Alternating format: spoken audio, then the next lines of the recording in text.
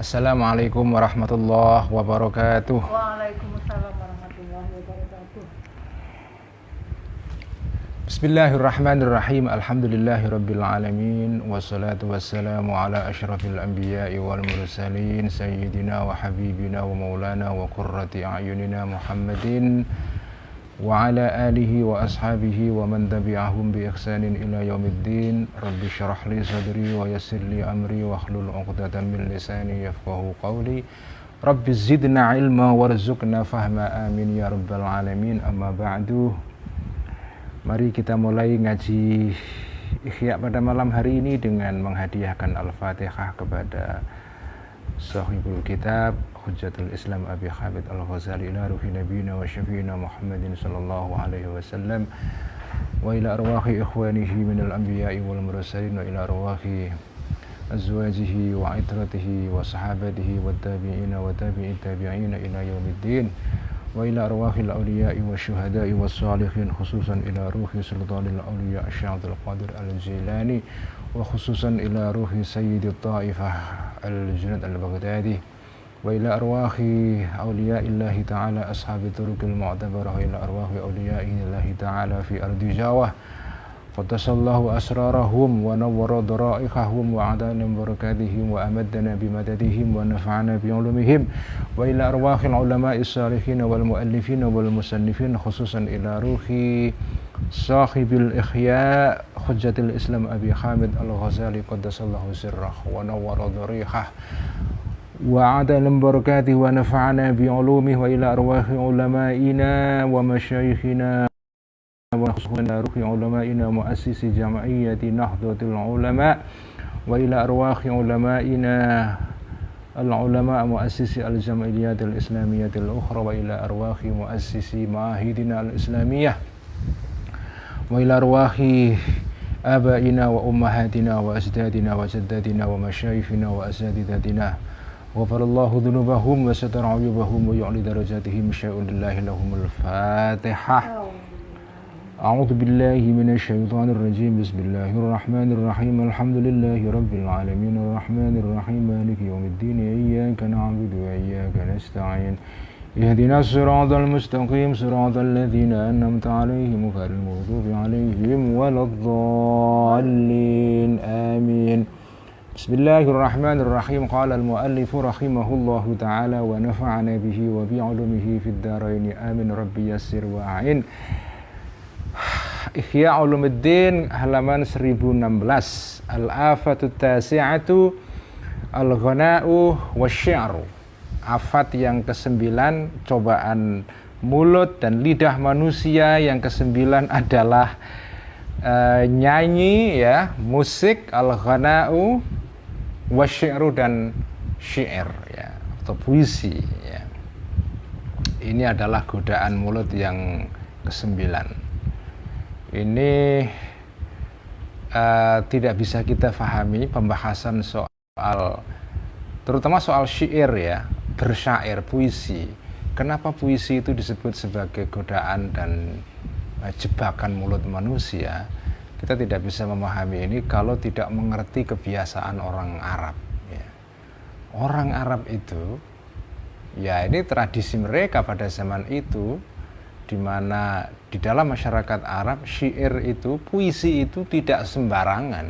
Itu nggak kayak sekarang, apa ya, puisi dimuat di koran, udah selesai itu sudah, nggak begitu.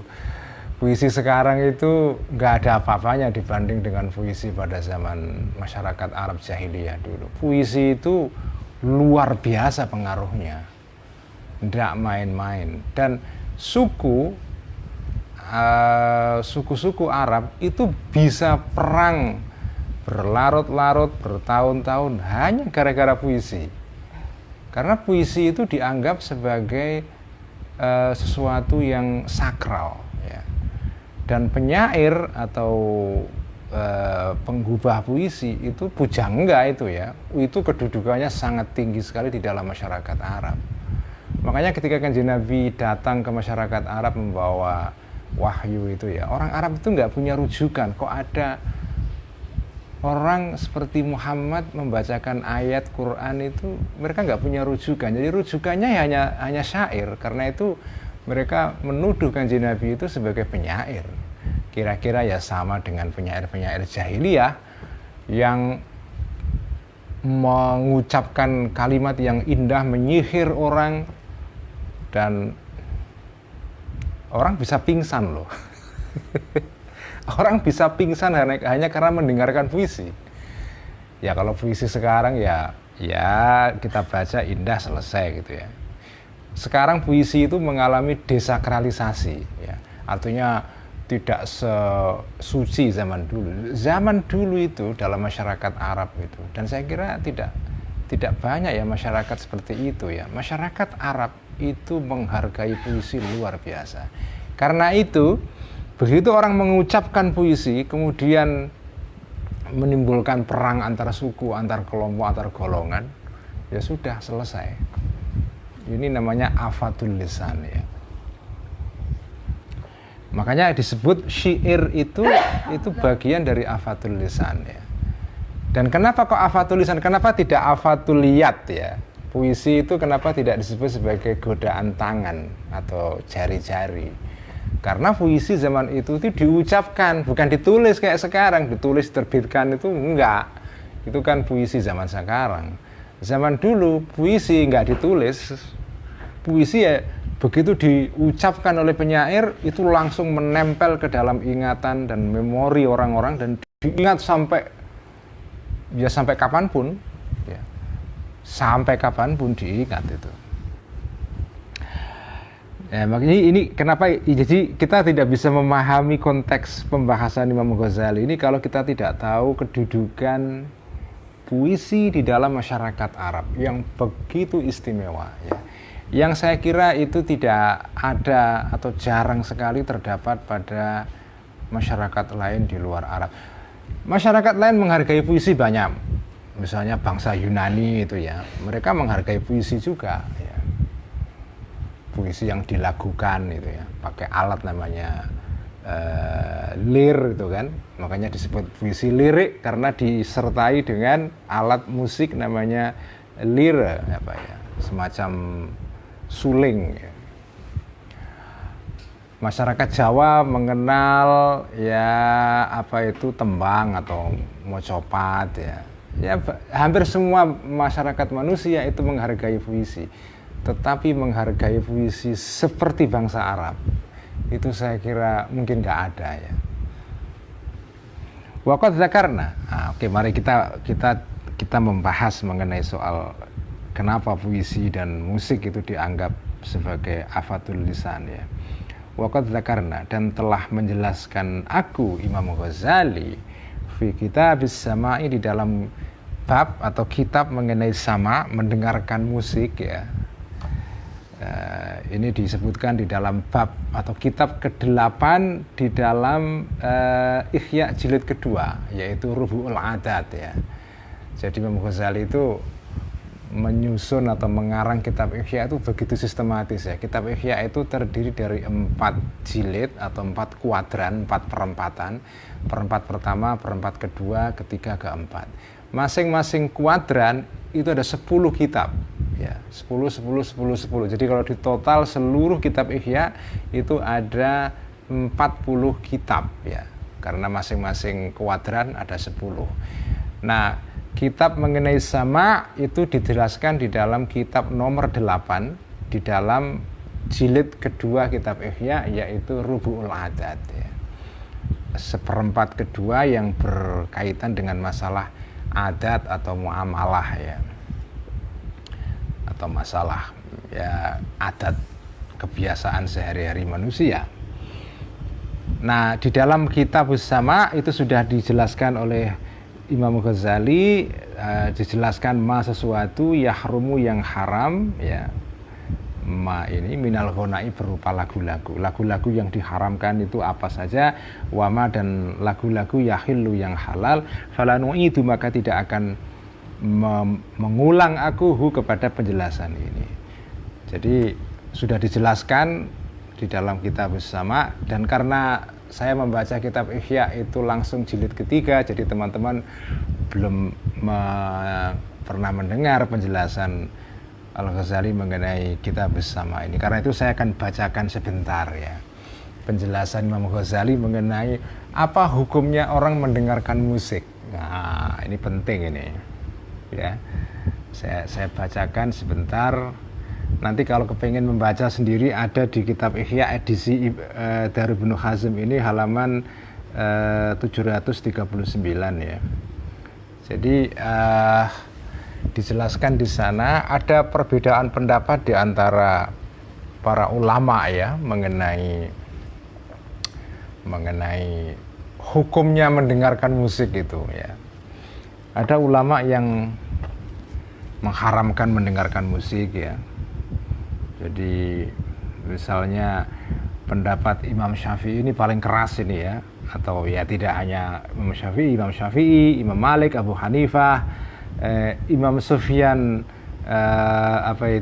Ats-Tsauri ya, mereka cenderung berpendapat bahwa mendengarkan musik itu haram. Ya. Al-ghana ya, musik itu di sini artinya adalah syair yang dilakukan. Ya, baik oleh laki-laki ataupun oleh perempuan, terutama oleh budak perempuan yang sudah dilatih ya, namanya jariyah ya, atau al-qinah ya, itu namanya. Jadi dulu itu ada kebiasaan kalau ada budak perempuan yang dibeli dan dia punya bakat suara yang bagus, dilatih suaranya supaya bagus ya. Setelah dia suaranya bagus, dilatih dan dilatih juga menggubah puisi, nanti dijual lagi budak ini, harganya naik. Jadi ini kayak investasi. Jadi itu ya, ini zaman dulu ya, zaman masyarakat Arab zaman dulu, dan juga pada zaman Islam awal ya, karena tradisi budak ketika itu kan masih ada.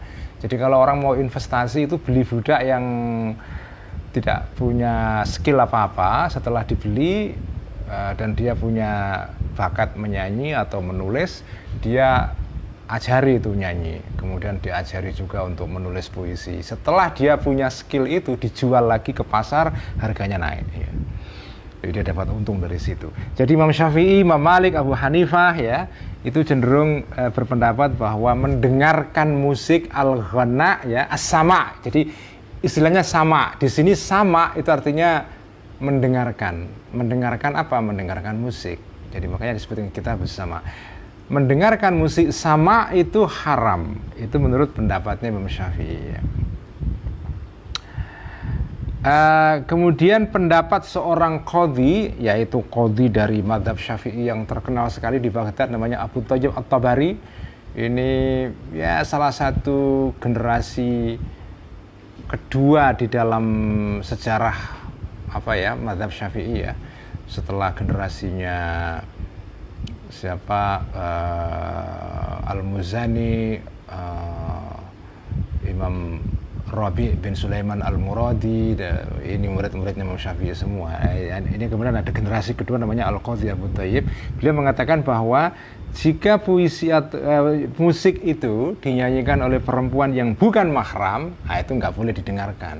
Tapi kalau dinyanyikan oleh perempuan yang masih mahram dengan kita, saudara kita sendiri, atau dinyanyikan oleh laki-laki, itu boleh didengarkan ya, tidak haram ya.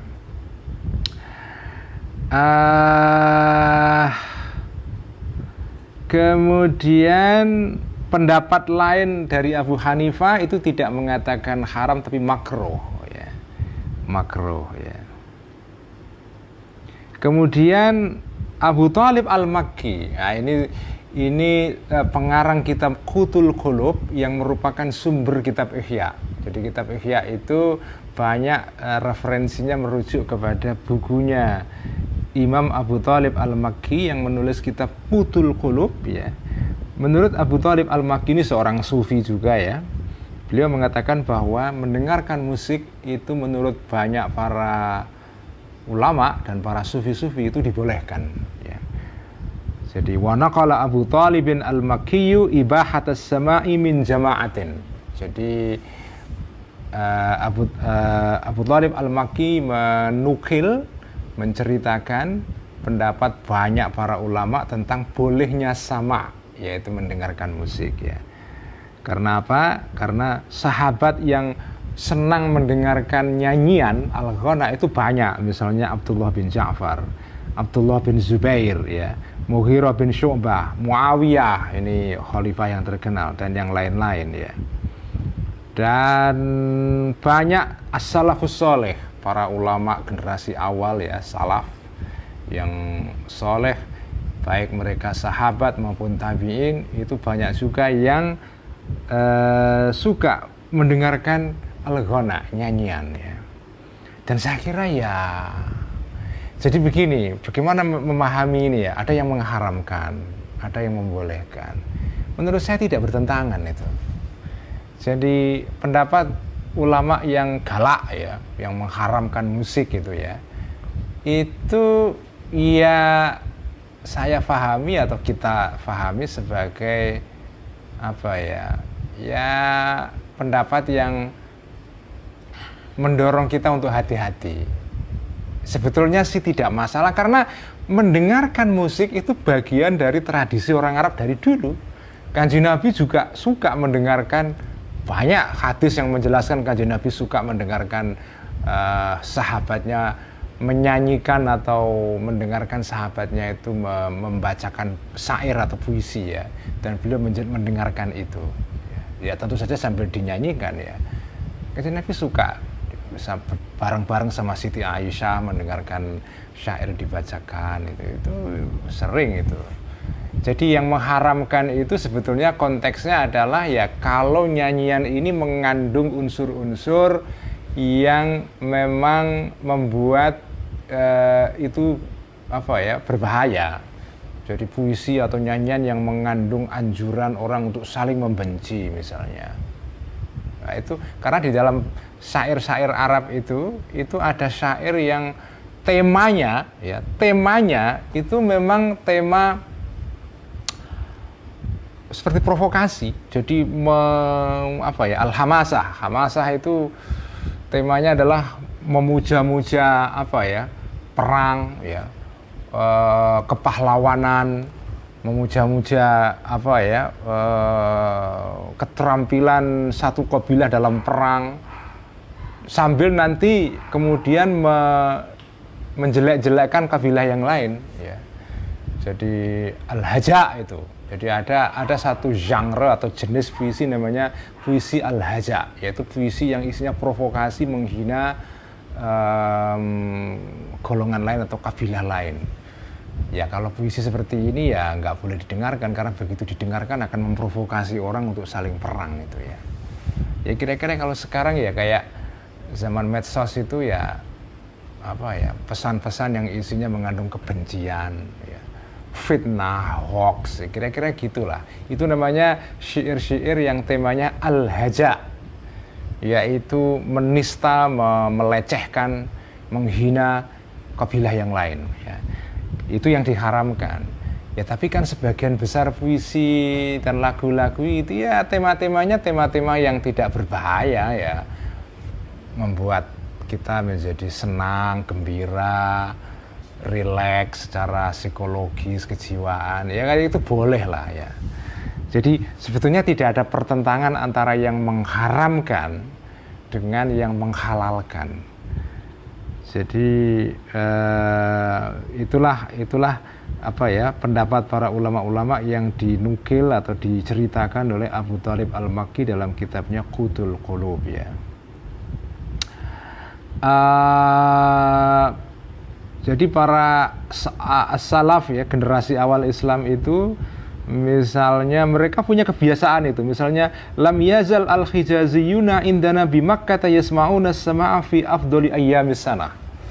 Jadi orang-orang Hijaz ya, Makkah Madinah itu ya, orang-orang Arab Hijaz itu mereka punya waktu-waktu tertentu untuk mendengarkan lagu.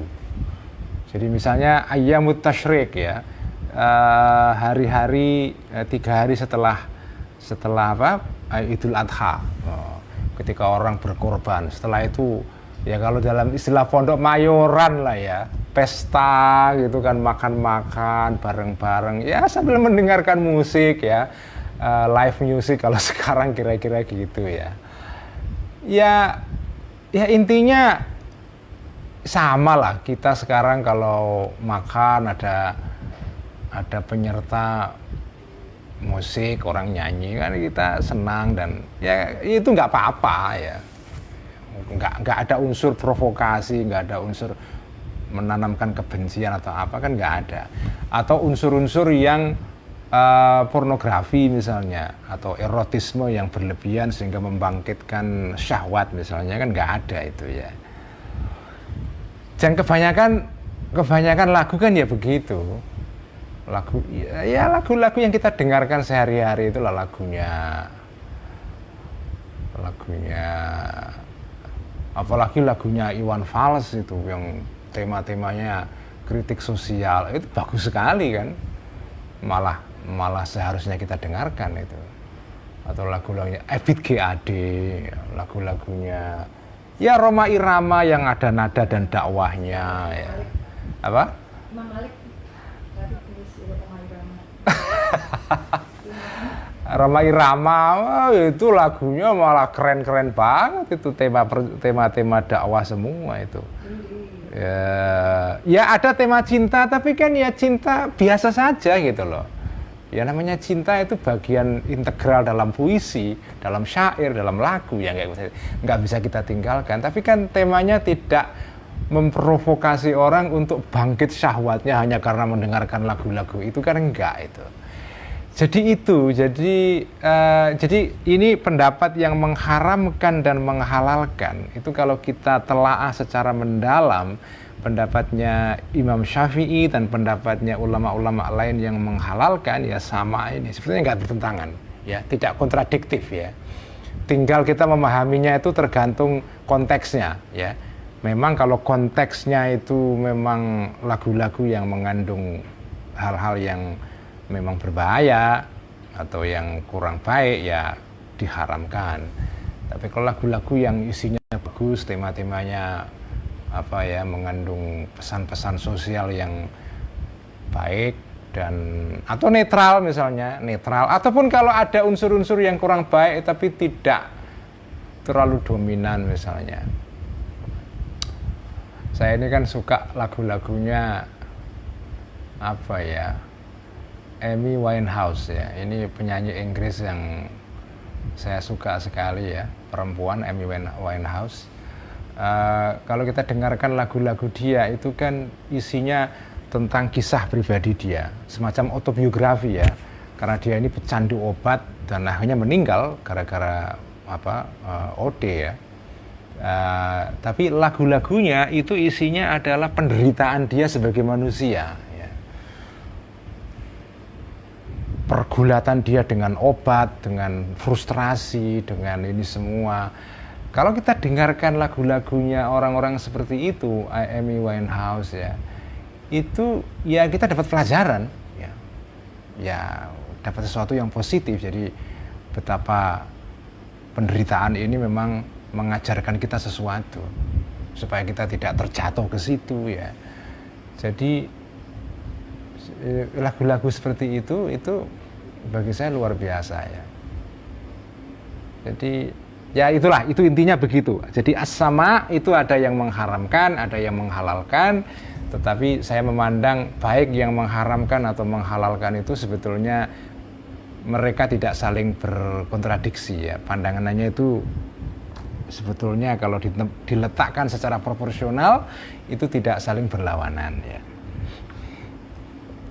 Kalau kita baca dalam kitab bersama Al-Ghazali itu sebetulnya orang sosok yang menikmati sama sebetulnya ya.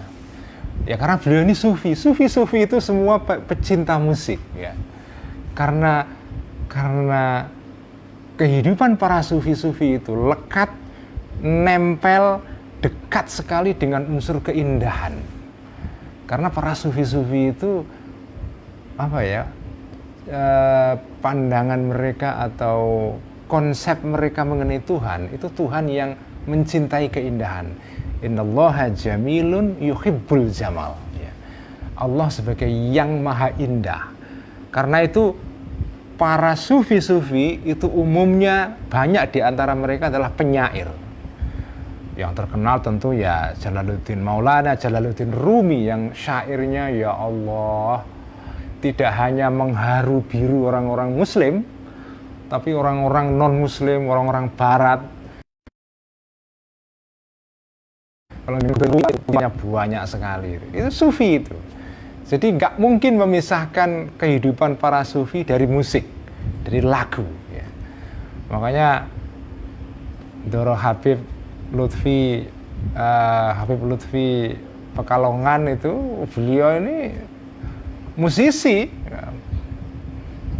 Apa kalau jenengan sowan beliau itu kadang-kadang beliau di kamar main gitar, main organ ya. Beliau pecinta musik ya. Kayak Ahmad Siddiq ya, yang mantan Rois Am Nahdlatul Ulama pada era Gus Dur pertama ya. Pecinta musik. Bahkan beliau ini pecinta Michael Jackson ya. Michael Jackson. Keluarga Mbak Admin ini di Rembang ini wah pecinta musik banget. Umi Kalsum itu.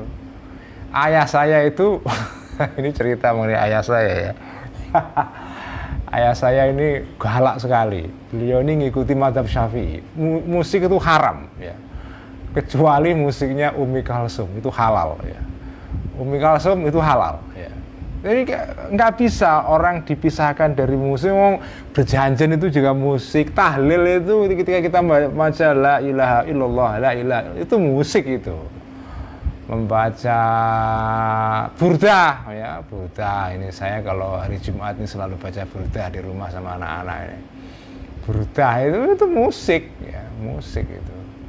Ini nggak bisa memisahkan kita manusia dari musik, itu nggak bisa. Karena itu Imam Ghazali itu sebetulnya ya beliau fair menceritakan ada yang mengharamkan, ulama ada yang menghalalkan. Tapi beliau sendiri sebenarnya ulama yang cenderung kepada as-sama ya. As-sama wal wujdu ya. Mendengarkan musik yang itu menimbulkan apa ya, perasaan terharu, itu al-wujud ya. Wa ammasyiro. Oke, sudah selesai ya pembahasan mengenai soal al-ghana ya. Sekarang kita tentang syair ini. Nah, ini penting ini. Karena semua santri Ihya saya kira pecinta syair ya, pecinta puisi. Bahkan ada yang menjadi penyair ya. Wa ammasyiro, adapun puisi syair. Apa itu syair itu? Syair itu apa? Fakalamun, maka syair itu adalah susunan kalimat ya, kalam, ujaran. Hasanuhu hasanun wa qabihuhu qabihun. Hasanuhu yang baik dari kalam ini, hasanun ya baik. Wa qabihu, dan yang jelek dari kalam ini, qabihun ya jelek. Ya tergantung, kalau isinya bagus, kalau isinya jelek ya jelek. Masuk akal kan? Jadi syair itu apa? Ya itu kalam, susunan kata. Kalau yang indah ya indah, yang jelek jelek. Illa anna tajarruda, hanya saja sesungguhnya terlalu terserap fokus lahu kepada syair ini, mazmumun itu dicela ya, dianggap jelek itu. Kalau jenengan terlalu tenggelam dalam puisi sampai kacau balau kehidupan kita ya.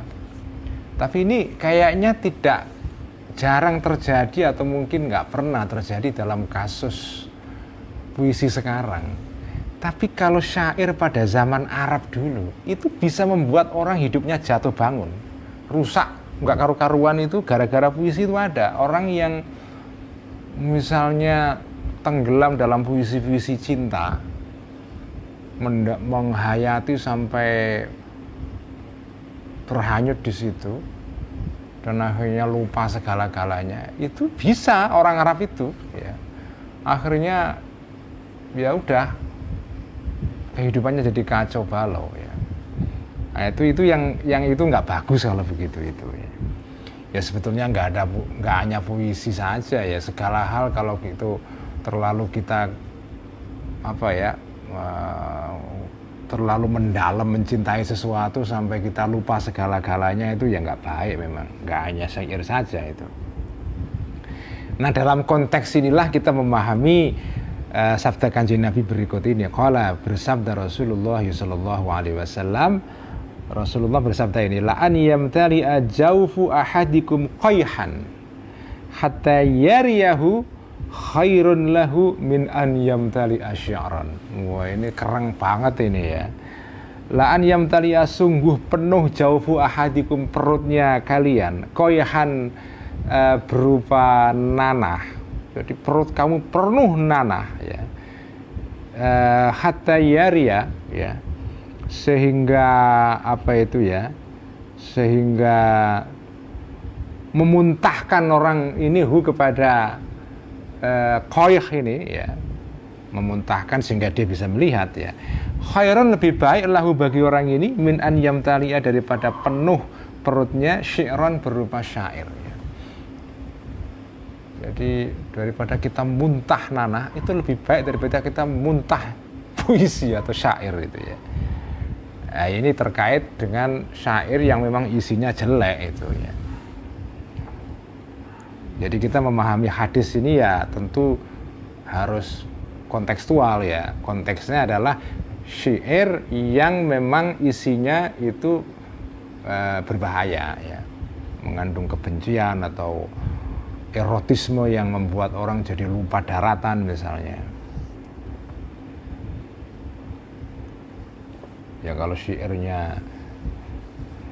syair-syairnya Sapardi Djoko Damono, wah itu ya keren sekali. Dan Kanjeng Nabi penyuka syair ya, penyuka apa itu syair itu, puisi. Wa'an Masrukin, dan dikisahkan dari Masruk ya, ini seorang qadhi dari Kufah, murid terkenalnya sahabat yang terkenal Abdullah bin Mas'ud ya. Abdullah bin Mas'ud ini sahabat Kanjeng Nabi yang tinggal di Kufah ya, pindah ke Kufah, tinggal di sana dan menjadi guru dari orang-orang ahli fikih di Kufah itu, yang kemudian nanti belakangan menurunkan ulama besar seperti Abu Hanifah ya. Itu gurunya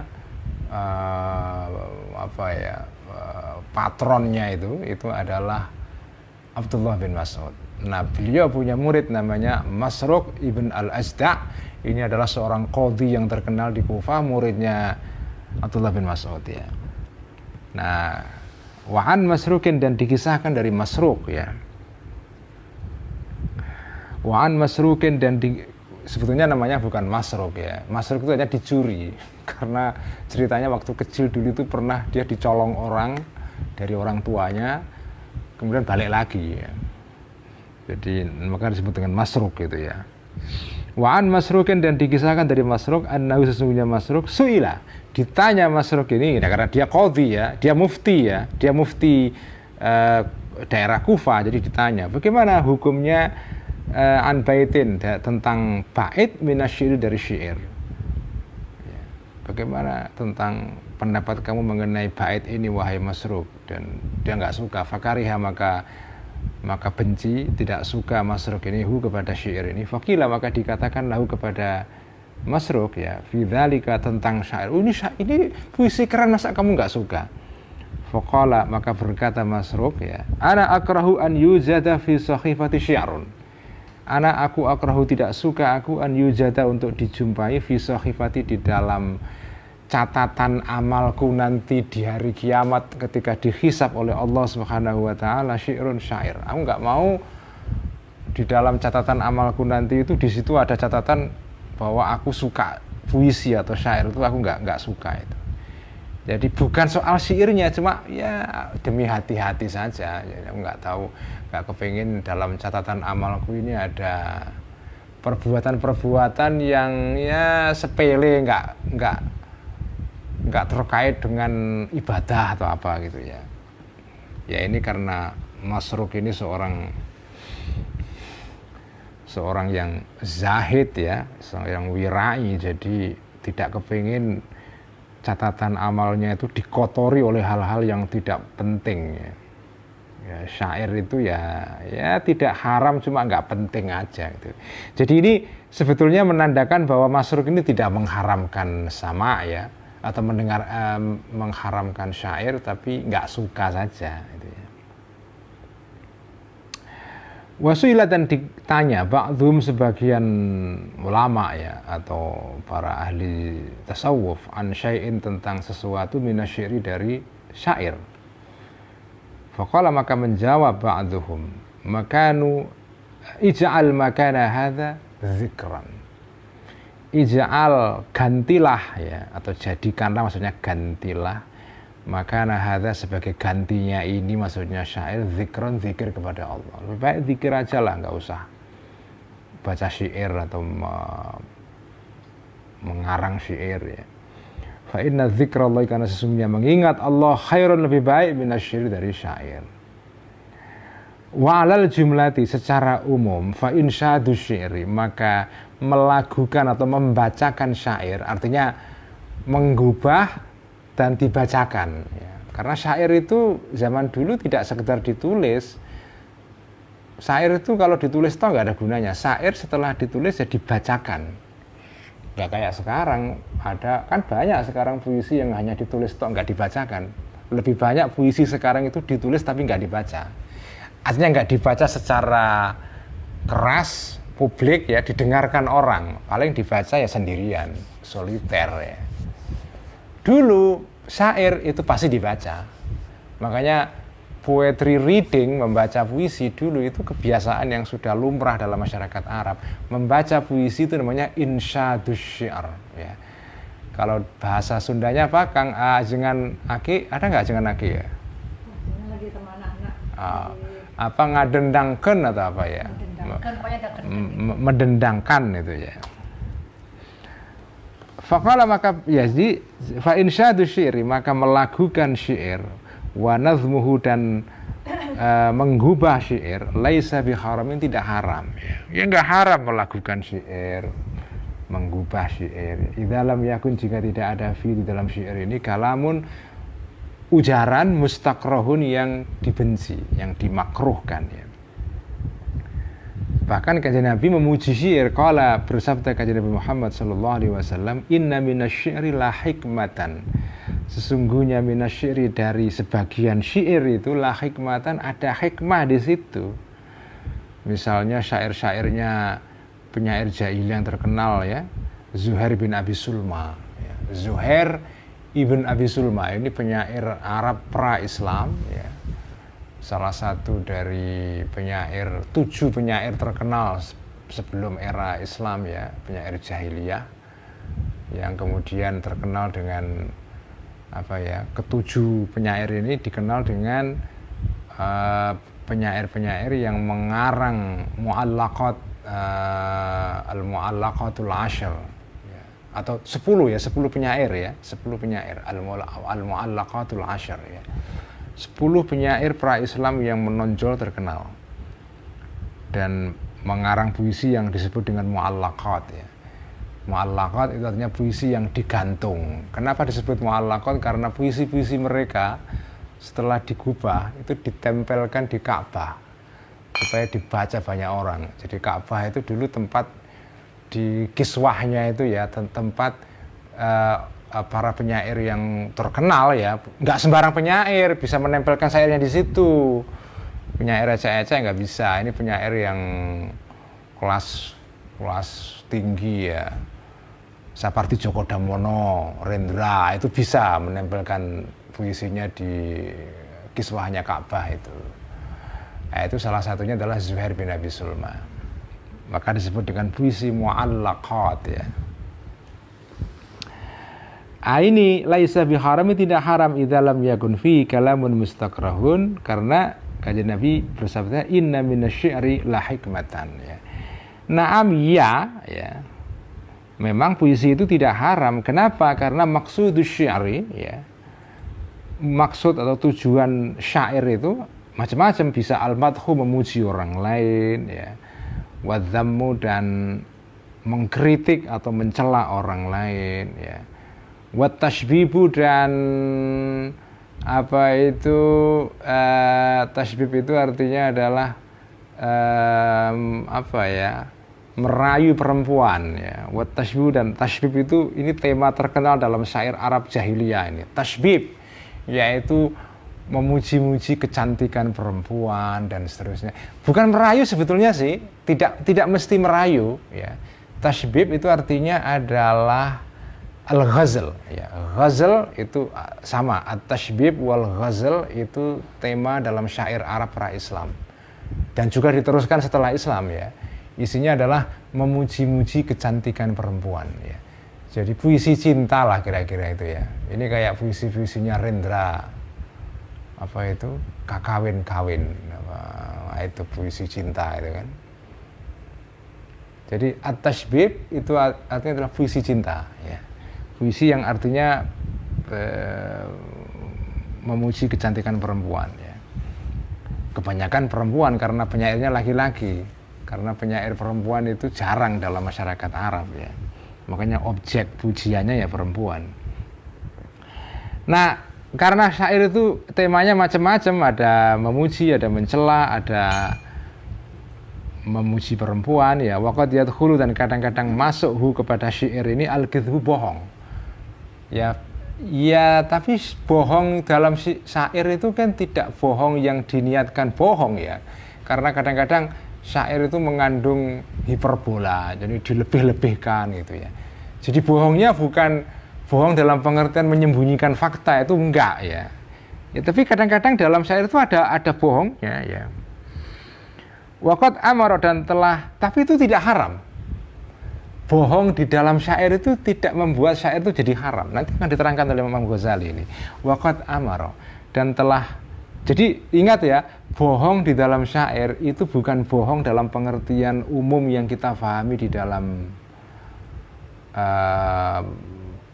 pemahaman kita sehari-hari. Bohong misalnya kamu menyembunyikan fakta atau mengatakan sesuatu tidak sesuai dengan kenyataan tapi tujuannya untuk jahat itu ya. Tapi bohong itu ya misalnya kamu memuji perempuan tapi berlebihan. Itu kan sebetulnya bohong, tapi kan ini bukan bohong dalam pengertian bohong dalam kehidupan sehari-hari, bukan itu kan. Karena itu bohong di dalam puisi itu kategori yang berbeda dari bohong pada umumnya ya. Waqad amara, dan sungguh telah memerintahkan Rasulullah sallallahu alaihi wasallam Hasan bin Thabitin ya. Hasan ibn Thabit ini seorang sahabat yang penyair Al-Ansori ya, bihajail kufari, untuk mengkritik, untuk menyerang orang-orang kafir ya. Karena orang-orang kafir menyerang duluan Kanjeng Nabi, terus kemudian disuruh menyerang balik ya. Wa tawassu'i, dan berlebih-lebihan, artinya hiperbolik ya. Fil madhi, di dalam memuji Kanjeng Nabi dan sahabat, sebaliknya mengkritik dan mencela orang-orang kafir itu ya. Fa'innahu, nah ini tidak apa-apa. Kanjeng Nabi saya memerintahkan sahabatnya untuk melakukan itu kok. Alhamdulillah. Fa'innahu, karena sesungguhnya syair yang seperti ini ya, wa inkana, walaupun ada syair seperti ini kadziban ya, bohong ya, kadziban bohong. Fa'innahu, maka sesungguhnya syair yang seperti ini la yaltahiku, tidak sama, tidak ikut atau sama maksudnya, tidak dikiaskan ya, fitahrimi, di dalam keharamannya, bil kidhbi, dengan bohong pada umumnya. Jadi makanya bohong dalam puisi itu lain dengan bohong dalam kehidupan sehari-hari, karena itu tidak haram ya. Contohnya kaqauli syairi, seperti ucapan syair ini, yaitu namanya adalah namanya adalah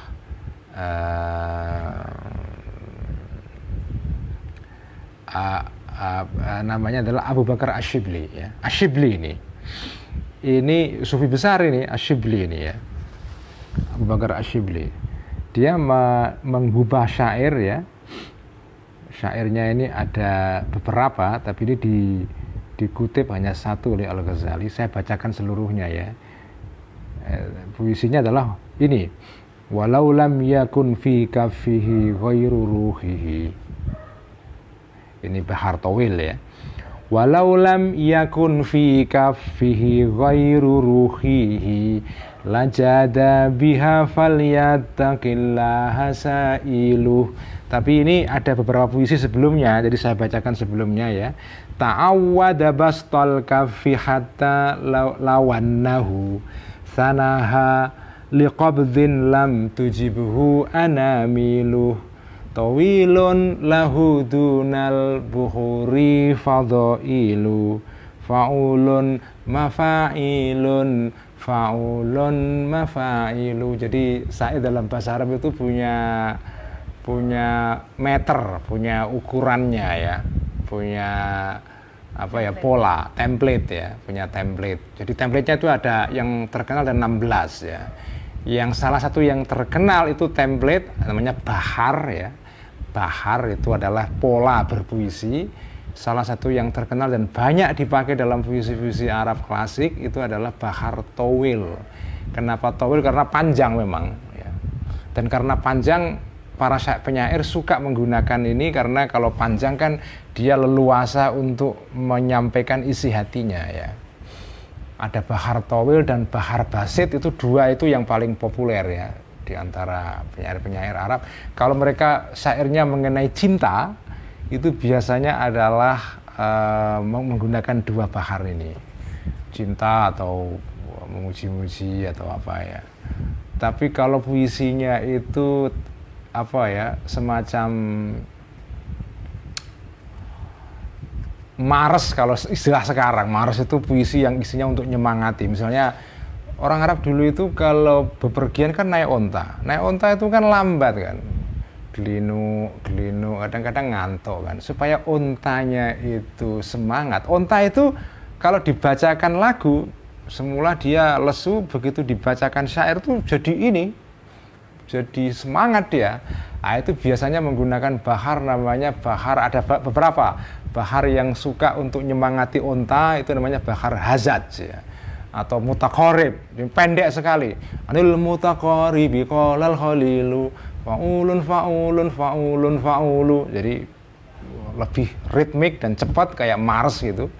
Anil mutaqaribi qalal khalilu faulun faulun faulun faul. Nah, itu ontanya langsung semangat itu apa, yang semula ngantuk-ngantuk jadi semangat itu. Tapi kalau puisi cinta itu tawil, bahar basit ya. Nah ini puisi dari Abu Bakar Asyibli ya. Ta'awwadu bastal kaffi hatta lawannahu sanaha liqabdhin lam tujibhu anamiluh tarahu idza ma ji'tahu mutahallilan ka'annaka tu'tihi alladhi anta amiluh walau lam, nah ini walau lam yakun fi kaffihi ghairu ruhihi lajada biha falyattaqillaha sailuh. Lalu ada lagi satu, wal bahru min ayyin nawahi ataitahu falujjatuhul ma'rufu wal judu sakhiluh. Jadi ini 4 bait syair yang isinya adalah pujian untuk orang yang loman, yang dermawan ya, yang brah-brah ya. Kalau bahasanya Mas Edi basa-basi itu yang punya kafe basa-basi di Jogja, nyah-nyoh ya. Ini syair yang isinya untuk memuji orang yang nyah-nyoh, selalu kasih giveaway terus itu ya. Hobinya itu giveaway terus itu ya. Ini puisinya ini. Jadi ta'awwatu bastal kaffi hatta lawannahu sanaha liqabdin lam tujibhu anamilu. Orang ini yaitu Mas Edi basa-basi ini kalau Mas Edi ini kan suka nyah-nyoh ya. Suka hadiah bukunya dijual murah itu kan. Orang ini biasa untuk melepaskan bastol kafi telapak tangannya itu dilebarkan, artinya nyah-nyoh, tidak digenggam begini, nyah-nyoh ya. Sehingga hatta lawannahu sanaha liqabdin, sehingga kalaupun dia berniat untuk menggenggam ini telapak tangannya, jari-jarinya nggak mau disuruh menggenggam telapak tangannya itu, kayak saking biasanya nyah-nyoh, giveaway itu. Ini orang ini luar biasa ya. Tarahu idza majitahu mutahallilan. Orang ini kalau kamu datengin kafenya, Mas Edi ini, kalau kamu datengin kafenya atau rumahnya, bukan kamu yang seneng, dia malah yang seneng. Ya, tarahu mutahallilan ya. Ka'annaka tu'tihi alladhi anta seolah-olah saking senengnya itu bukan kamu yang kepingin minta dia, justru kamu yang ngasih di dia. Jadi dia ini kalau kamu datengin itu kelihatan seneng sekali. Jadi seolah-olah bukan kamu yang diberi dia, justru kamu yang memberi dia. Ya, orang kalau diberi kan seneng kan. Kamu yang kepingin minta kok malah dia yang seperti kamu yang ngasih ke dia itu ya. Jadi kebalik ya. Ini kan beda dengan orang yang kikir ya. Orang yang kikir itu kamu datengin langsung cemberut semua kan, mimik mukanya cemberut itu. Karena nggak suka kamu mintai itu. Orang ini begitu kamu datangi itu malah ceria wajahnya, seolah-olah habis kamu beri sesuatu. Padahal yang berharap diberikan kamu bukan dia itu ya. Saking lomanya, saking loman saking dermawannya itu ya. Nah ini walau lam yakun fi kaffihi ghairu ruhihi. Orang ini saking dermawannya. Walau lam yakun fi kaffihi ghairu ruhi. Kalau dia tidak punya apa-apa di tangannya ini kecuali nyawa dia, lajada biha, akan dikasih nyawa itu kepada kamu, saking dermawannya. Karena itu kalau menghadapi orang yang nyah-nyoh atau brah-breh seperti ini, hati-hati, falyattaqillah sa'ilu, hati-hati kalau minta. Karena orang seperti ini walaupun tidak punya, begitu diminta dia akan berusaha untuk mengada-adakan. Kasihan kan? Jadi terhadap orang seperti ini kamu harus tahu dirilah ya. Karena kalau diminta pasti ngasih walaupun tidak punya. Jadi, nah ini kan sebetulnya ini kan hiperbolik ini. Masa ada orang ngasih nyawanya diminta, kan pasti nggak benar. Ini kan bohong kan. Tapi ini bohong puisi, beda dengan bohong misalnya kamu di pengadilan diminta sebagai saksi, ditanya sama jaksa kamu bohong. Nah itu lain. Itu bohong dosa itu, bahkan dosa besar ya. Memberi kesaksian yang bohong di dalam pengadilan itu kan dosa besar ya. Azur namanya, azur ya. Tapi kalau bohong puisi itu nggak dosa itu, ya. Nggak dosa. Jadi makanya menghadapi puisi itu jangan disamakan dengan menghadapi atau memahami omongan biasa. Ya. Karena kalau difahami apa adanya ya rusak semua itu. Rusak semua. Orang bisa dikafirkan hanya karena menulis puisi yang seolah-olah maknanya itu melawan akidah atau melanggar akidah. Jangan ya. Memahami puisi itu harus hati-hati. Karena berbohong dalam berpuisi itu dibolehkan. Dalam kerangka hiperbola seperti ini ya. Nah, puisi ini fa inna hadza, maka sesungguhnya puisi syair ini ibaratun adalah ungkapan anil wasfi, tentang gambaran ya, atau menyifati orang binihayatis sakhoi, dengan kedermawanan yang paling puncak ya. Saking dermawannya sampai kalau diminta dan dia tidak punya kecuali nyawanya, dia akan dikasih nyawanya itu ya. Pasti bohong itulah ya. Tapi tidak apa-apa ya. Ini bohong yang baik nih. Ya mungkin kategorinya white lies ya, bohong putih, artinya bohong yang baik ya, positif ya. Bohong dalam pengertian puisi itu beda ya. Fa'ilam yakun, maka jika tidak ada sohibu, orang yang ini yang menjadi pembicaraan dalam syair ini, sahiyan itu tidak benar-benar orang yang dermawan, maka karena ada orang ini kadiban, bohong. Jadi penyair yang menggubah ini dia bisa dikatakan bohong sebatas kalau misalnya orang yang dia bicarakan dalam syairnya ini ternyata bukan orang yang dermawan. Nah itu bohong dia. Jadi ada orang medit, orang kikir, terus dipuji sebagai orang yang dermawan. Itu namanya bohong. Tetapi kalau dia benar-benar dermawan tapi digambarkan dengan berlebihan, sampai gambarannya itu ya tidak real, nah itu tidak bohong itu ya, itu nggak bohong itu.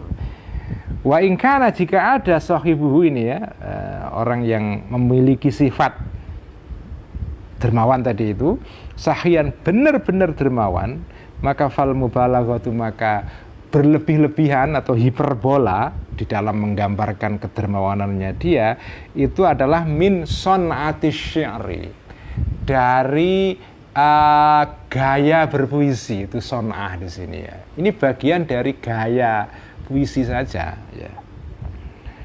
Fala yuqsadu, maka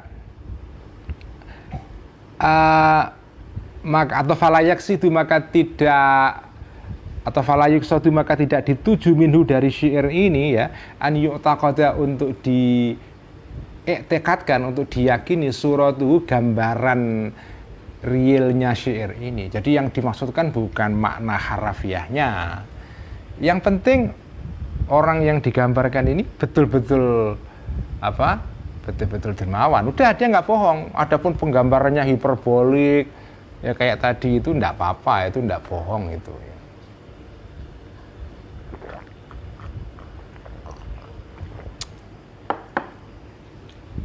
Jam berapa ini? 9 kurang seperempat ya, tambah dikit. Waqad unsyidat. Wah, ini menarik ini kok tentang puisi ini ya. Waqad unsyidat, dan telah didendangkan abiyatun, beberapa bait ya. Baina yaday Rasulillahi, di depan Rasulullah sallallahu alaihi wasallam ya. Lau tutubiat, jika diteliti bait-bait ini, lawujida, maka akan ditemui via di dalam abiyat ini mithlu dzalika, hal seperti itu. Artinya ada hiperbola yang yang kalau di maksudnya harafiah ya tentu, kalau yang dimaksudkan itu makna harafiahnya pasti bohong, tapi tidak dianggap bohong ya, karena itu ya bagian dari gaya puisi, gaya berpuisi, son'atus syi'r ya. Falam yamna, maka tidak mencegah Kanjeng Nabi minhu dari insyadus syi'r ini, atau insyadul abiyat, menyanyikan syair-syair ini. Makanya menggambarkan Kanjeng Nabi itu, kadang-kadang ada orang menggambarkan Kanjeng Nabi itu kayak apa ya, nggak realistis gitu loh ya. Kanjeng Nabi itu kayak apa ya, kayak nggak manusiawi ya. Anti kesenian, anti kebudayaan, terus anti keindahan, anti tradisi ya, itu nggak real itu. Kanjeng Nabi itu ya manusia, ya tentu manusia al-insanul kamil ya, beliau manusia sempurna. Nah, salah satu kesempurnaan Kanjeng Nabi itu ya manusia yang mencintai hal-hal manusiawi, keindahan. Ya ada permainan, ada lagu, ada syair, ada nyanyian, ada musik. Itu bagian dari hal yang manusiawi. Jadi kalau menggambarkan Kanjeng Nabi itu kayak kiai yang gualak, itu nggak real itu menurut saya itu. Dan itu dibuktikan dengan ya seperti ini nih, Kanjeng Nabi itu mendengarkan syair ya biasa. Kalau hari-hari raya gitu ya beliau ya mengadakan permainan, ada apa itu pacuan kuda ya, pacuan apa pertandingan memanah ya, ada nyanyian, orang disuruh menyanyikan, dikasih apa ya iringan musik. Nah, itu kan Kanjeng Nabi main-main sama istrinya yang paling muda, Siti Aisyah. Jadi Kanjeng Nabi itu manusiawi. Jadi jangan menggambarkan Kanjeng Nabi itu kayak santri kelutuk yang nggak kenal apa-apa. Enggak itu. Kanjeng Nabi itu ya senang kesenian tapi ya ada batasnya. Senang syair tapi ya ada batasnya. Senang permainan ada batasnya. Jadi tidak melarang total tapi juga tidak di-loss itu ya. Itulah gambaran Kanjeng Nabi yang saya peroleh dari keterangan-keterangan seperti ini ya. Jadi jangan sekali-kali punya gambaran Kanjeng Nabi itu kayak yang dibayangkan sebagian teman-teman salafi sekarang itu loh ya. Itu enggak itulah ya. Menurut saya enggak itu. Enggak banget itu ya. Nah, ini contohnya. Qalat berkata Siti Aisyah radhiyallahu anha. Ya, Siti Aisyah ini sahabat ya dan istri Kanjeng Nabi yang paling banyak menjadi sumber kisah-kisah yang paling personal tentang kehidupan Kanjeng Nabi. Ya, karena beliau istrinya dan paling dicintai. Makanya hadis-hadis tentang kehidupan privatnya Kanjeng Nabi itu hampir sebagian besar dikisahkan dari Siti Aisyah. Terutama hadis-hadis yang berkaitan dengan kamar dalamnya Kanjeng Nabi, tidur, bagaimana Kanjeng Nabi tidur, bagaimana Kanjeng Nabi kalau mandi besar, kalau itu semua Siti Aisyah ya. Ada Siti Maimunah ada, tapi yang paling banyak Siti Aisyah ya. Nah, ini kisah Siti Aisyah ini mengenai kehidupan personal Kanjeng Nabi. Karena ada Rasulullah Shallallahu Alaihi Wasallam yakhsifu menjahit na'lahu sendalnya Kanjeng Nabi. Kanjeng Nabi itu benerin sendalnya sendiri, dijahit sendiri. Artinya sendalnya rusak, jahit sendiri. Karena ketika itu nggak ada tukang sol sepatu, ya ada mungkin nggak kayak sekarang banyak sekali ya. Kanjeng Nabi itu ngesol sendiri itu ya. Wa kuntu dan sementara aku Aisyah maksudnya jalisatan duduk ya aghzilu aghzilu itu perempuan kalau itu bordil atau nganyam ya atau apa namanya itu ya itu aghzilu itu apa itu Mbak Admin perempuan yang bordil nganyam pakai benang bikin nyulam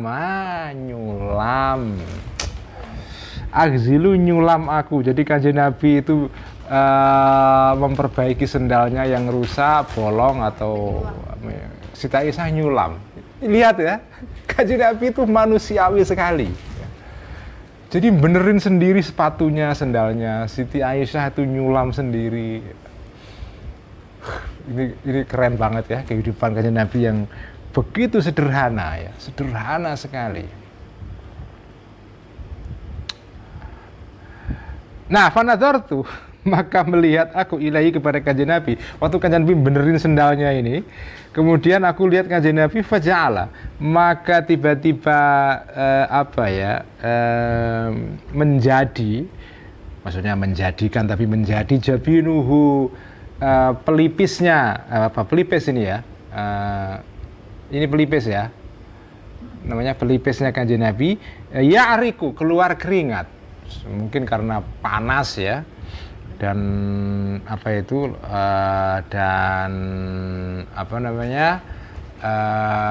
humid lembab ya jadi Kanjeng Nabi itu berkeringat pelipisnya itu. Siti Aisyah lihat itu ya waja'ala dan waja'ala dan menjadi arakuhu keringatnya Kanjeng Nabi yang keluar di pelipisnya itu yatawalladu muncul ya nurun sebagai cahaya. Wah ini karena ya ini suami istri yang jatuh cinta jadi keringatnya suaminya itu di mata istrinya seperti cahaya. Seperti cahaya itu ya karena cinta ya jadi keringatnya Kanjeng Nabi tampak kepada Siti Aisyah seperti cahaya indah sekali itu. Qalat maka berkata Siti Aisyah fabuhittu maka speechless aku maksudnya tak bisa berkata-kata aku sangat terpesonanya, begitu indahnya keringatnya Kanjeng Nabi yang menetes di pelipisnya itu. Fabuh itu maka speechless aku nggak bisa ngomong aku, ternganga itu. Kanjeng Nabi lihat Siti Aisyah keirah fanadzara maka melihat Kanjeng Nabi ilayya kepadaku, faqala maka berkata Kanjeng Nabi, malaki buhitti ya, malaki ya, apakah bagimu buhitti terdiam engkau wahai Aisyah, kenapa kamu kok speechless itu ya.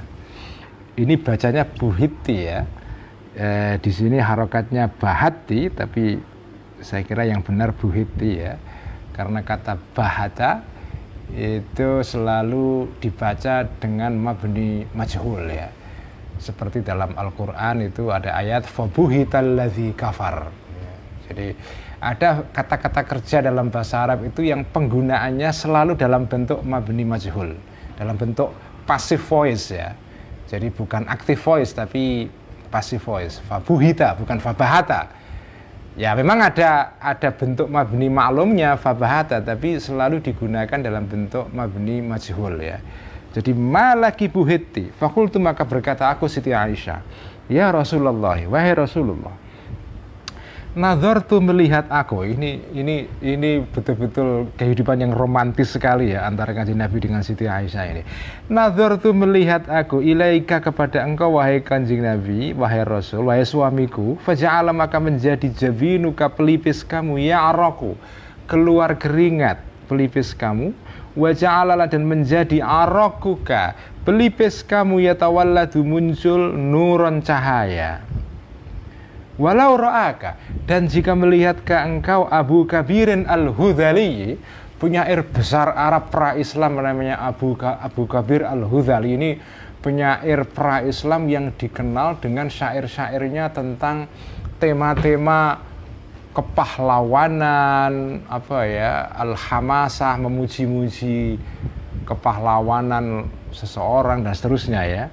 Dan itu tema besarnya syair-syairnya Abu Kabir Al-Hudhali. La'alima, maka akan tahu Abu Kabir Al-Hudhali ini, annaka, sesungguhnya engkau wahai suamiku, ahakku, lebih berhak bisyi'ri, kepada syairnya dia. Seandainya Abu Kabir Al-Hudhali melihat engkau wahai Kanjeng Nabi, wahai suamiku, maka syair bait yang pernah dia katakan dulu itu lebih berhak dikatakan mengenai engkau wahai suamiku. Saking terpesonanya Siti Aisyah kepada Kanjeng Nabi ini. Qala, berkata si Kanjeng Nabi, wama yakulu, wama, dan syairi apa yakulu yang mengatakan Abu Kabir Al-Hudhali ini, ya Aisyah, tuha ya Aisyah. Wama, dan bait apa yakulu yang mengatakan ya Aisyah, tuha ya Aisyah, Abu Kabirin Al-Hudhali, Abu Kabir Al-Hudhali. Bagaimana bunyi syairnya yang kamu katakan lebih tepat dikatakan tentang aku ini? Qultu, berkata aku Siti Aisyah, yaqulu, berkata Abu Kabir Al-Hudhali ini, hadzainil baitaini, bait, dua bait berikut ini. Wah, ini baitnya keren sekali ini ya.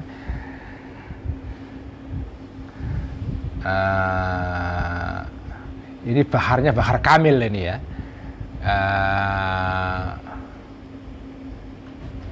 Bahar kamil ini. Wa mubarra'in min kulli hubbari haidatin. Jadi setiap bahar dalam bahasa itu punya lagu sendiri-sendiri ya. Wa mubarra', kalau tadi kan towil kan lagunya walau lam yakun fi kaffihi ghairu ruhihi lajada biha falyaddakillaha sailu. Termasuk misalnya burdah itu baharnya towil. Nah, bukan bahar tawil ya. Amin tadzakkuri jiranin bidhi salami mazastadam anjaro mim muklatin bidami. Bahar basit ya. Itu tawil basit itu ya bahar yang populer itu ya. Untuk mengatakan kecinta dan segala macam itu. Nah, itu lagunya itu. Kalau bahar kamil lagunya ini. Wa mubarra'in min kulli hubbari haidatin wa fasadi murdi'atin wa da'imuhili wa idha nazarta ila asirrati wajhihi bariqat kabarqil aridil mutahallili. Wazannya itu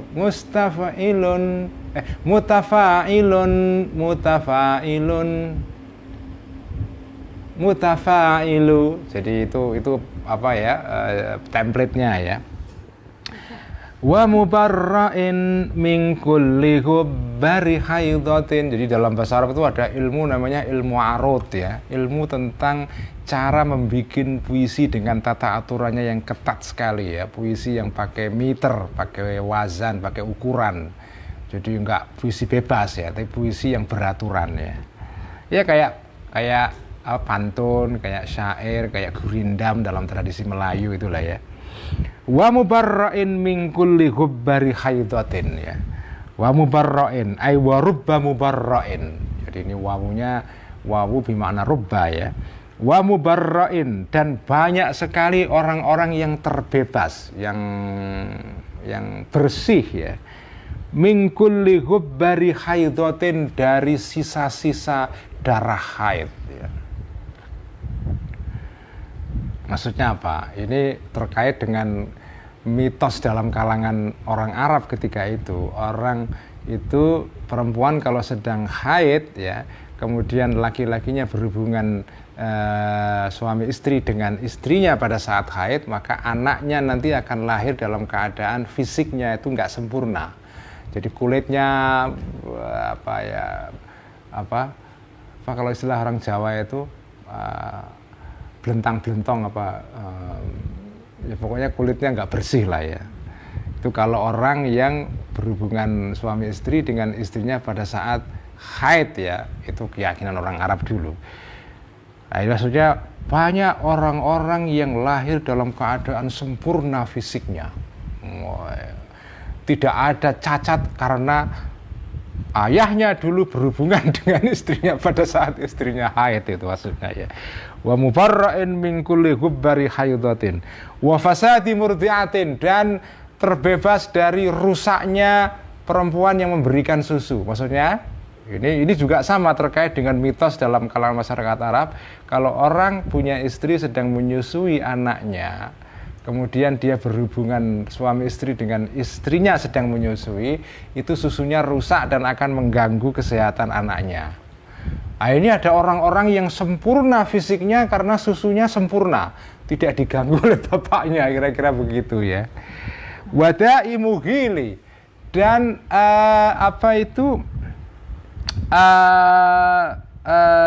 sakitnya ya orang yang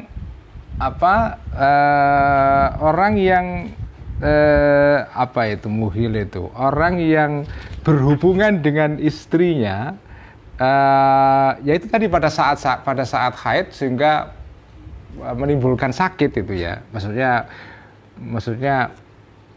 mempengaruhi fisiknya atau bentuk badannya anak yang lahir dari hubungan suami istri dalam keadaan haid itu ya. Wada'i muhili ya. Wada'i muhili, dan jadi penyakit yang timbul karena orang yang tadi itu muhil, itu orang yang berhubungan seksual dengan istrinya pada saat menyusui ya. Itu anaknya nanti tidak sehat, kira-kira gitu. Maksudnya apa syair ini?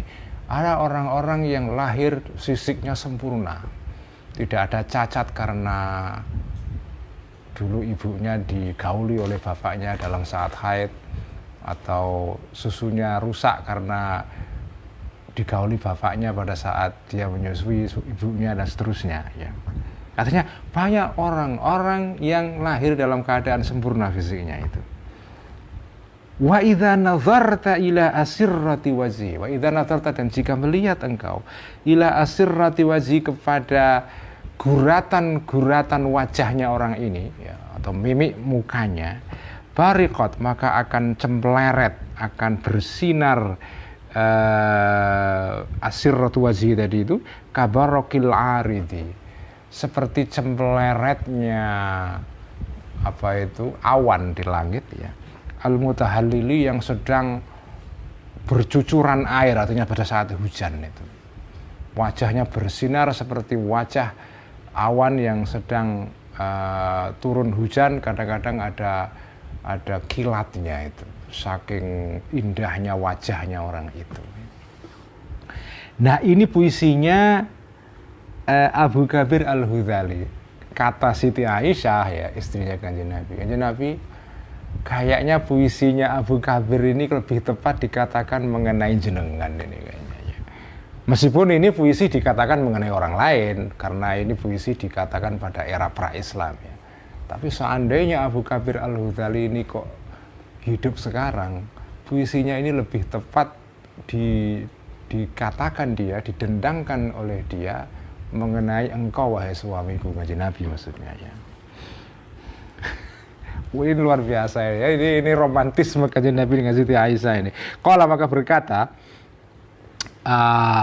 rawi ya, fawadu'a, maksudnya yang mengisahkan hadis ini, fawadu'a maka setelah Siti Aisyah seperti ini mengatakan seperti ini, Kanjeng Nabi langsung apa ya, kelepek-kelepek kira-kira gitu ya. Fawadu'a maka meletakkan Kanjeng Nabi Muhammad sallallahu alaihi wasallam sesuatu kana yang ada biadi di tangannya, sesuatu ini biadi di tangannya aja. Ditinggalkan itu ngurusi sendalnya itu, waqama dan berdiri Kanjeng Nabi ilayya kepadaku, Aisyah maksudnya, waqabbala dan mencium Kanjeng Nabi bagian baina ainayya di antara dua mataku, dicium Kanjeng Nabi. Waqala dan berkata Kanjeng Nabi, jazakillahu khairan ya Aisyatu, jazaki semoga membalas kepada engkau Allah khairan, kebaikan ya Aisyatu wa ya Aisyah, masurirti minni kasururi minki, masurirti minni kasururi minki, masurirti tidak berbahagia engkau minni terhadapku, kasururi sebagaimana bahagiaku minki terhadap engkau. Kebahagiaan kamu dengan menyerupakan aku dengan puisinya Abu Kabir Al-Hudhali tadi itu masih kalah dengan kebahagiaanmu karena kau memuji aku. Ini Kanjeng Nabi langsung kelepek-kelepek di apa ya, dirayu Siti Aisyah ini ya. Inilah syair ini. Ini syair kan ya pasti bohong kan, karena apa, wa idza nazarta ila sirrati wajhi bariqat kabarqil, ini kan hiperbolik, berlebihan ya. Kalau dimaknai harafiah pasti nggak benar, pasti bohong. Tapi ini bukan bohong dalam pengertian bohong sehari-hari yang itu dosa ya. Ini bohong puisi, maknanya lain ya. Bohong puisi itu asal faktanya benar, walaupun itu fakta itu digambarkan dengan hiperbolik, itu tidak masalah ya. Bohong tapi bohong yang baik gitu ya.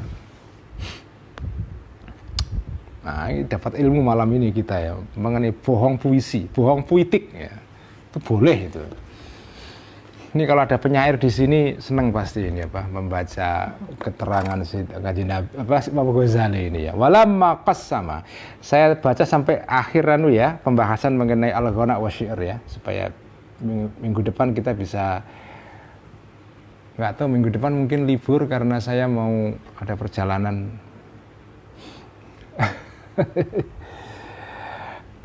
Tapi saya usahakan tetap ngaji lah nanti. Walamma qassama, dan ketika membagi ya Rasulullah sallallahu alaihi wasallam al-ghanaima ghanimah ya. Yauma Hunainin, pada saat perang Hunain, ketika Fathu Makkah, Makkah ditaklukkan Kanjeng Nabi, kemudian Kanjeng Nabi menaklukkan daerah-daerah di sekitar Makkah termasuk Hunain ya,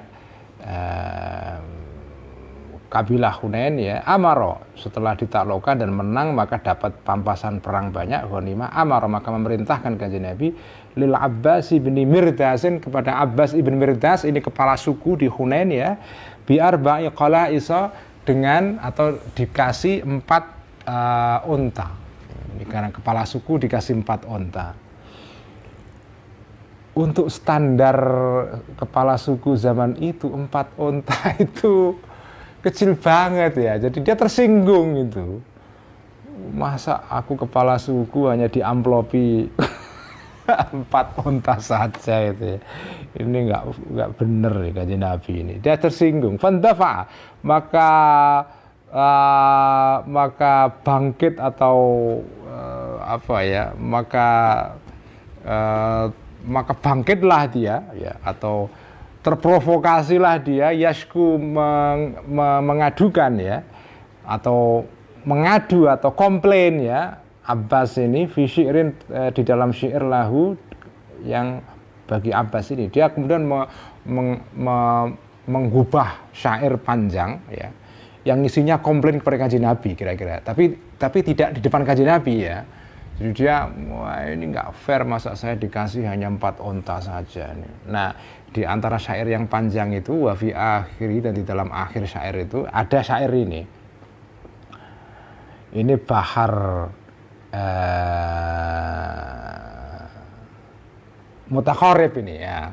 Ini mutaqarrib. Wa ma kana badrun wala habisun nil mutaqaribi qalal khalilu wa ma kana badrun wala habisun yasudani mirdasu fi majma'i yasudani mirdasa fi majma'i. Ini lagunya ya. Wa ma kana badrun wala habisun. Makanya tadi saya katakan bahar mutaqarrib itu enak kalau untuk menyemangati unta. Wa ma kana badrun wala habisun, jadi kayak Mars ya. Ya sudani mirdasa fi majma'i wa ma kuntu dunamri'in minhuma wa man tadha'ul yawma la yurfa'i. Wa ma kana badrun, dan tidak ada badrun nama orang ya, wala habisun, dan tidak ada habis ya. Ya sudani mengungguli, dalam naskah yang lain, versi lain dalam edisi Ihya itu yafuqani, bukan yasudani ya, tapi maknanya sama. Yasudani mengungguli Badr dan Yabis dan Habis ini mirdas, yaitu sukunya Abbas bin Mirdas ini ya. Fi majma'in, di dalam perkumpulan masyarakat ya. Ini ada orang lain yaitu Badr dan Habis, yaitu kabilah Abi Banu Uyainah ya, kalau nggak salah itu dikasih Kanjeng Nabi lebih banyak. Tapi orang-orang itu yang dikasih Kanjeng Nabi lebih banyak itu, mereka itu kalau dibanding kami di dalam status sosial nggak mungkin lah mengungguli kami itu.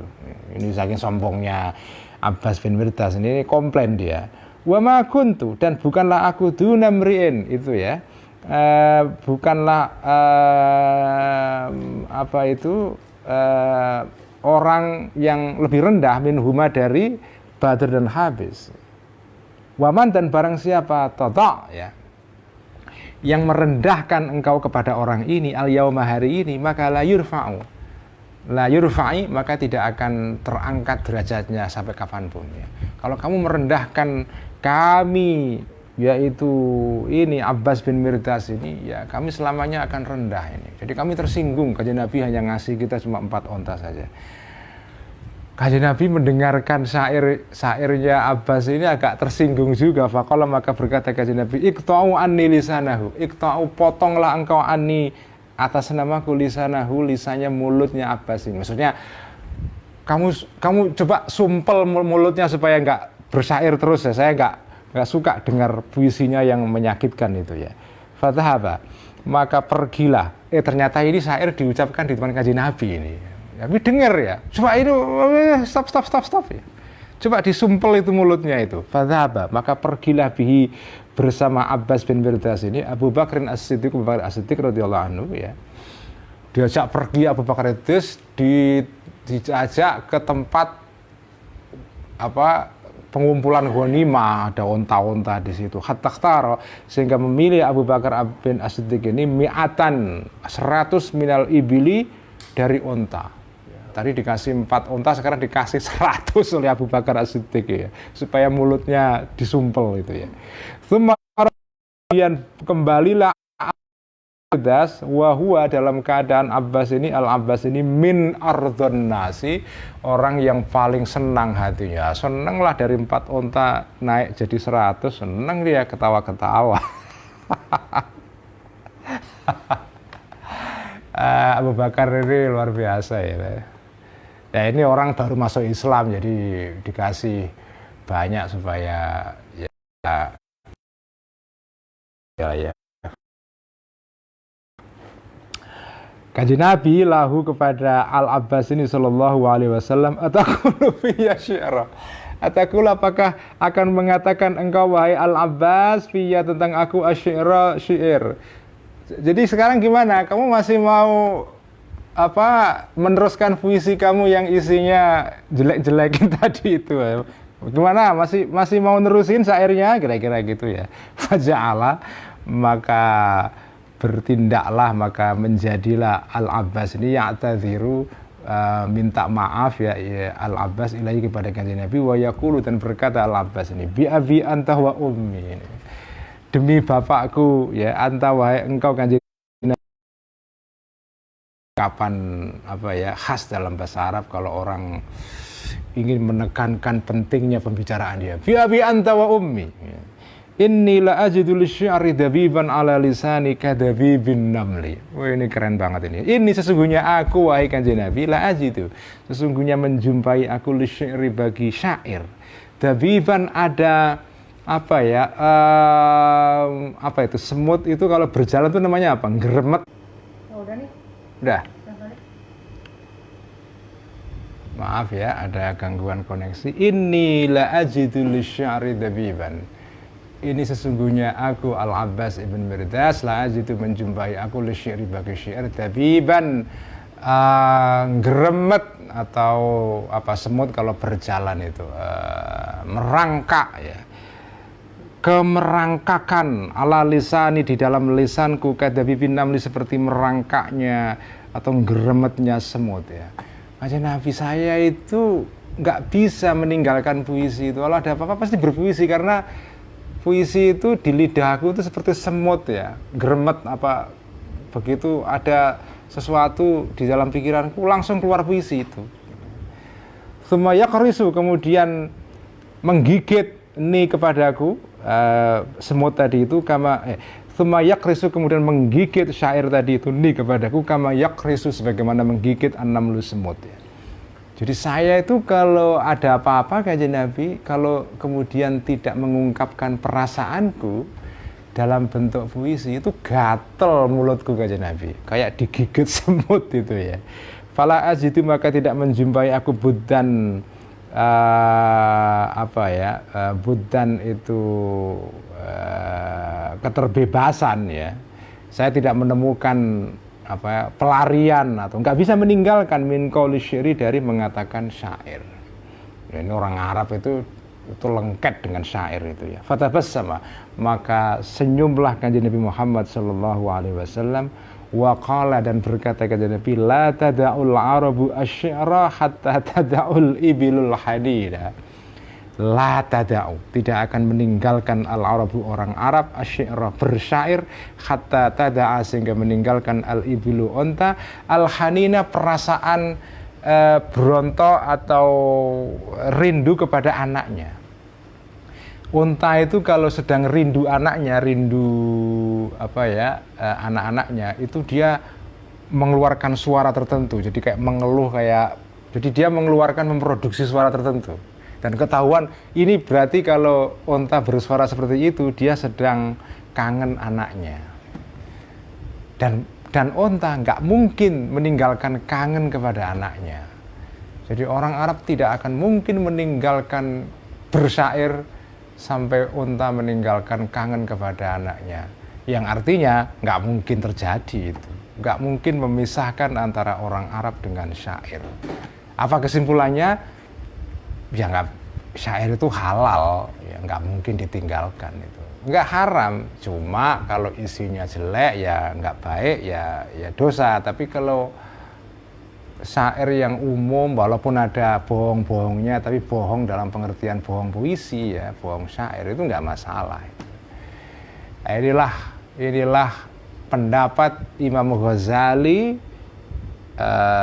mengenai syair ya.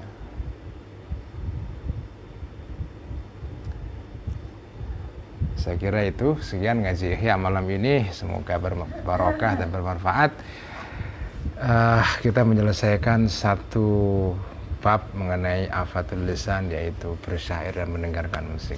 Mari kita tutup dengan bacaan shalawat tibbil qulub. Allahumma salli ala sayyidina Muhammadin tibbil qulubi wa dawaiha وعافية الأبدان وشفيها ونور الأبصار وضيائها وعلى آله وصحبه وسلم. اللهم صل على سيدنا محمد طب القلوب ودوائها وعافية الأبدان وشفيها ونور الأبصار وضيائها وعلى آله وصحبه وسلم. اللهم صل على سيدنا محمد طب القلوب ودوائها وعافية الأبدان وشفيها ونور الأبصار وضيائها وعلى آله وصحبه وسلم. Sekian, wassalamualaikum warahmatullahi wabarakatuh. Waalaikumsalam.